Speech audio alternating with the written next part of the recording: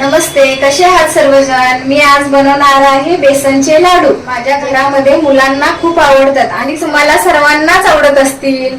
त्यासाठी लागणारे साहित्य हे सगळं ड्रायफ्रूट घेतले आहे। त्यामध्ये अर्धी वाटी बदाम, अर्धी वाटी काजू आणि अर्धी वाटी मनुका, वेलची पूड 2 चमचे, 1 किलो चण्याची डाळ भाजून दळून आणलेली आहे, 1/2 किलो पिठी साखर, आणखीन गावठी तूप, 1.5 वाटी रवा। आता मी सर्वप्रथम हे सगळे ड्रायफ्रूट तुपामध्ये भाजून घेत आहे गोल्डन कलर येईपर्यंत। त्यासाठी 2 चमचे तूप, आणखीन 2 चमचे टाकते। तूप गरम झाल्यानंतर हे टाकून घ्यायचं।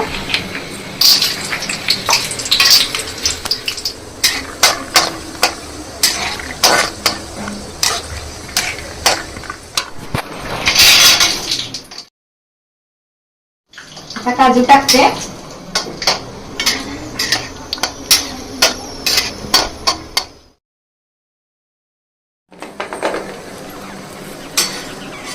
मनुके,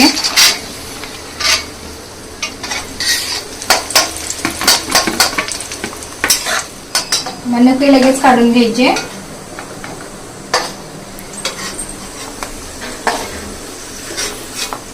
त्याच तुपामध्ये मी आता रवा भाजत आहे।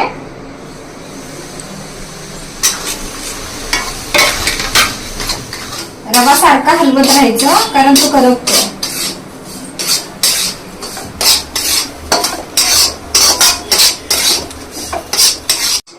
5 ते 10 मिनिटं रवा भाजून घेतला आहे। रवा आता लालसर झाला आहे, मी तो काढून घेते।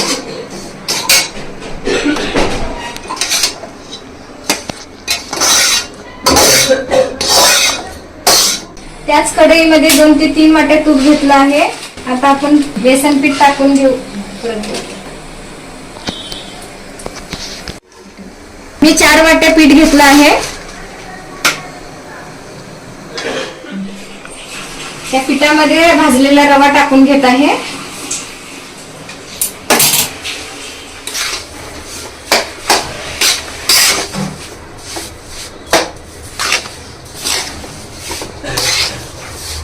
हे दोन्ही कलर चेंज होईपर्यंत भाजून घ्यायचं, लालसर कलर आला पाहिजे।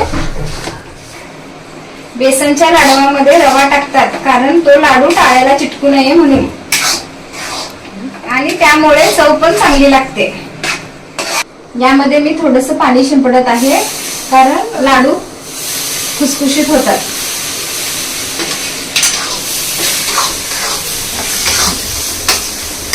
तुम्ही पाण्याऐवजी दूध पण वापरू शकता। मिश्रणाचा कलर चेंज झाला आहे तरी मी आता गॅस बंद करत आहे।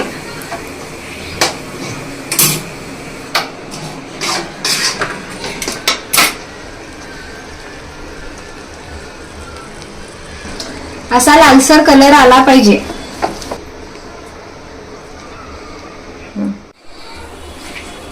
तळून घेतलेले ड्रायफ्रूट आपण आता बारीक करून घेऊ।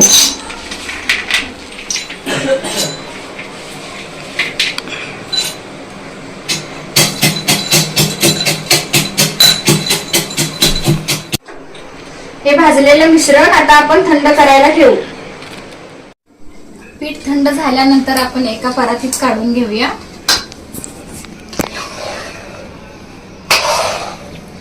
मी चण्याचे पीठ 4 वाटी घेतले होते, तर आपण 3 वाटी पिठी साखर घेऊ।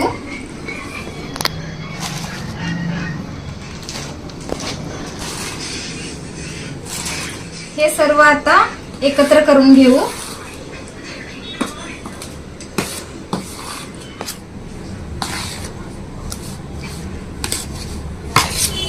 तुम्ही तुमच्या चवीनुसार गोड कमी जास्त करू शकता। यामध्ये आपण बारीक करून घेतलेले ड्रायफ्रूट टाकूया।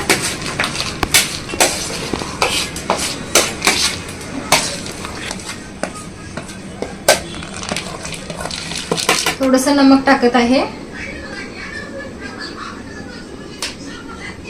आणि वेलची पावडर। सर्व मिश्रण एकत्र करत आहे।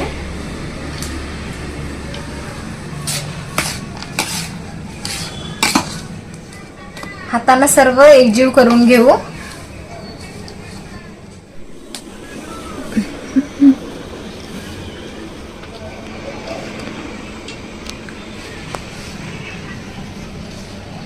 सर्व मिश्रण एकजीव झालेलं आहे. आता आपण लाडू वळून घेऊया.